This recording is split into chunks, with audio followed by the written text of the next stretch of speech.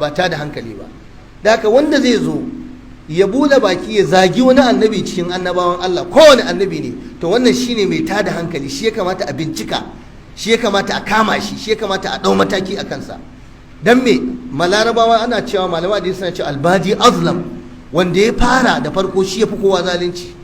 Kuma ya kamata malamai na addinin musulunci da malamai na addinin kirista ku rinka yi wa mabiyanku bayani, duk inda mutum yake rayuwa ya girmama musu al'adunsu da ɗabi'unsu da addininsu.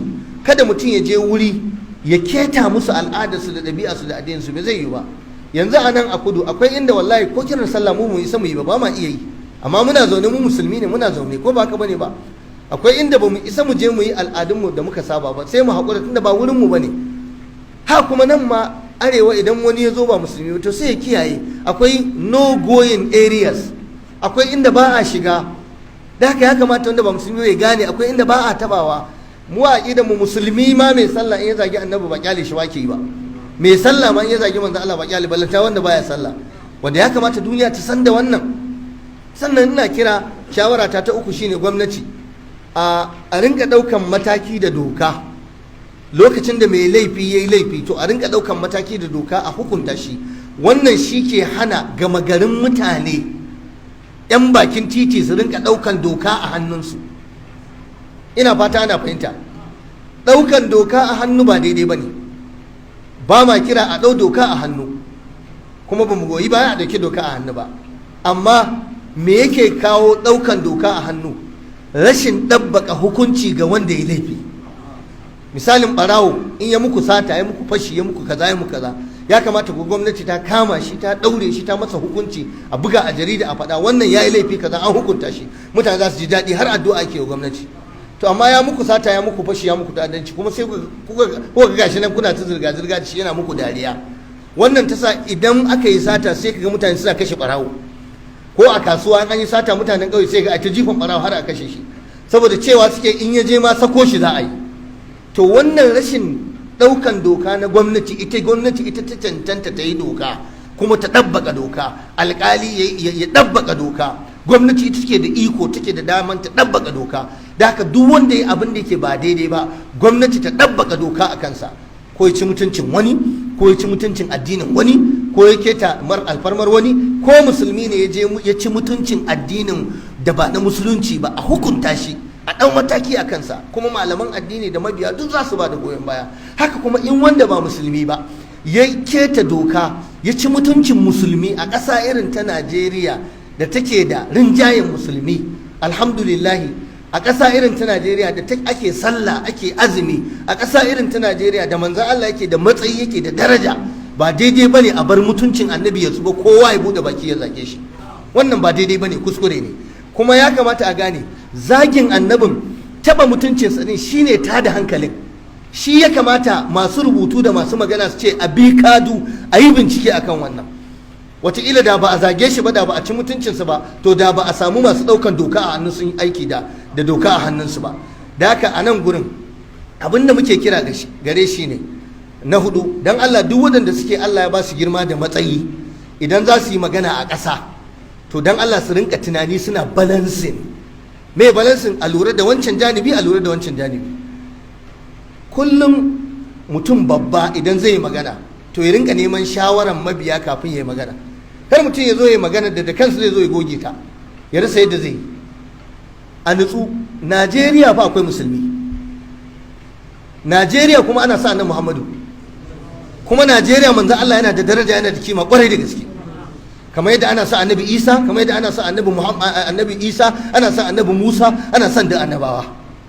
Annabi Muhammadu wani mutum ne da taba shi ba abu ne na zaman lafiya ba, kuma wani mutum ne da in an taba shi, in mutum ya kuskure ya yi ta'aliki ko ya yi wata magana, zai yi wa kansa sukan da har duniya ta tashi ba za a manta da shi ba. A yi takatsantsan, wannan shawara ce nake bayarwa. Kar mutum ya yi gaggawa, musamman annabi Muhammad sallallahu alaihi wa sallama, dan neman wata biyan bukata ko burge wasu ko na makamancin wannan. Abun mamaki, hatta waɗanda ba musulmi ba a ƙasar nan, a in kun duba comments da ake ta yi, akwai waɗanda suna da adalci, suka ce ba daidai bane yaya gari irin na Sokoto, garin musulmi, garin shehu, wani ya je Sokoto ya buɗe baki ya kutuntuma ashar wa annabi Muhammadu.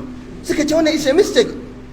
Suka ce ba ma goyon bayan kisa da aka yi, ba ma goyon bayan kashewa da aka yi, amma kuma kuskure ne wani ya je gari irin wannan gari wanda gari musuluncin gaba ɗaya na ƙasar tushensa kenan gurin. Ai kaga an rufe kofa gaba ɗaya. To sai wani ya je ya buɗe baki ya dura annabi ashar ya zage shi, kuma gashi a kunne ana ji, ba wai da sauransu. To kaga a nan gurin wanda zai yi magana, wanda zai ce kaza, ya kamata kuma ya ja kunnen masu irin wannan ɗabi'ar ya ce su ma su daina. Kada a ɗauki side ɗaya, a lalle gwamnati ta ɗauki mataki a kama waɗanda suka yi wannan abun a yi musu kaza. To wanda ya zagin fashi kuma, to mu kuma abin da muke cewa shine lalle gwamnati ta kafa doka akan kar a sake zagin annabi Muhammadu a Najeriya da yau. Gwamnati ce doka akan wannan, dan saboda me zagin annabi Muhammadin ta da hankalin 'yan Najeriya ne. Ita ku gwamnati tana kokari ne ta kare mutuncin 'yan Najeriya da addinin 'yan Najeriya. Ba wai muna lura da janibin musulunci kaɗai ba, a'a zaman lafiyan. Saboda shi annabi Muhammadu wani mutum ne da in an taɓa shi, wato taɓa shi cin mutuncinsa ta da hankalin al'umma ne. To kar ku bar abin da zai kawo ta da hankalin al'umma. Kamar yadda kuma kar a bar wani musulmi ya kawo wani abu da zai iya ta da hankalin wadda ba musulmi ba. Wannan kada goyi bayan haka. So wajibi ne a bi kadu, lalle a tabbatar meye annabin nan ya ake zagin sa, ko me annabin nan ya aka zage shi. Wannan ma shi ma abun bin kadu ne.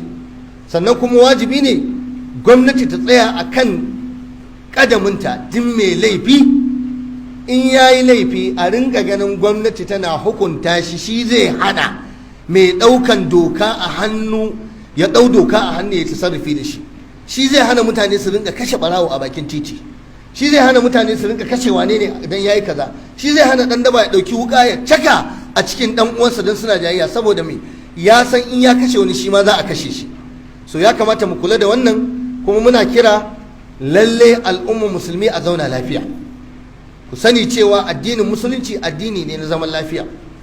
Mutanen Sokoto dole ku yi haƙuri a zauna lafiya, kada a tada hankali, kuma a roƙi Allah ya kare dukkan wata fitina, Allah ya kiyaye gaba. Sannan dukkan musulmi na duniya gaba ɗaya suna da haƙƙi akan annabi.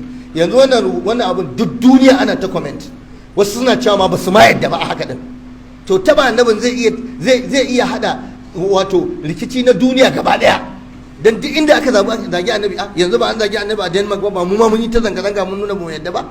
To haka shi ma duk wanda ya ji musulmi ne in ya ji an zagi annabi a ko ina ne, to baya shiru. To shi yasa muka ce gwamnati ta yi doka akan wannan, saboda girman annabi Muhammadu, saboda matsayin annabi Muhammadu, saboda mabiyan annabi Muhammadu, saboda daraja annabi Muhammadu sallallahu alaihi wa alihi sallama. A kafa doka lalle duk wanda ya taba mutuncinsa ko ya taba kimarsa, kafin musulmi su ce za su ɗau mataki, to akwai hukuma da za ta ɗauki mataki akai.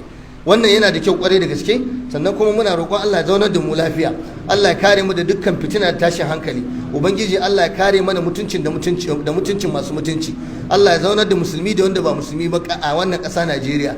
Yanzu ba tashin hankali ne a gaban mu ba, abin da yake gaban mu shine ya za mu kubutar da ƙasar mu daga halin da muke ciki, ya za mu iya kubutar da kanmu daga shekarun da suke zuwa, ba wai a zo a ta kawo mana wasu abubuwa da za a tayar mana da hankali ba. Kuma ina jan hankalinku ku lura, a irin wannan shekara za a yi ta bullo da wasu abubuwa wanda za a tada hargitsi.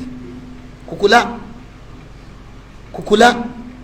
saboda wata manufa da masu manufa suke da shi. Za a bullo da wani abin ta surar addini don a hargitsa ƙasa, ta hargitse a yi kaza. Wataƙila wani yana tunanin kasuwarsa ba za ta ci ba, gwanda ma ta ɓare ta watse. Ina fata ana fahimta. To mu zama masu basira, da abin da an gizo shi aka turo shi, to mu yi ƙoƙari mu nutsu, mu ga mun bi doka, mu ga mun kula. Kada mu zo mu yi abin da za mu zo mu yi da na sani. Ba mu da wata ƙasa irin Najeriya, ba mu da inda ya kamata mu more mu ji daɗi irin Najeriya, kuma ba ƙasar da ya kamata mu yi fighting, mu yi yaƙi, mu inganta ta irin Najeriya. Fatan mu Allah ya zaunar da mu lafiya, Allah ya kare mu da karewarsa, Allah ya tsare mutuncin mu da masu mutunci, Allah ya sa aljanna ce makomar mu, kuma Allah ya ƙara annabi Muhammadu daraja, Allah ya ƙara manzon Allah daraja, Allah ya ƙara masa kima, Allah kuma ya kare masu son sa, masu ƙaunar sa a duk inda suke. Allah ya haɗa kan musulmi a duniya gabaki daya. Ya ubangiji ka sa mu cika da imani, ka ba mu damana mai albarka. Allahumma izzil islam wal muslimin wa adil ash-shirka wal mushrikin wa dammir a'da ad-din wansur ibadaka al-muwahhidin wa ahmi hawdat ad-din ya rabbal alamin. Rabbana alayka tawakkalna wa ilayka anabna wa ilayka al-masir. ربنا لا تجعلنا فتنة للقوم الظالمين ونجنا برحمتك من القوم الكافرين وقوموا إلى صلاتكم يرحمكم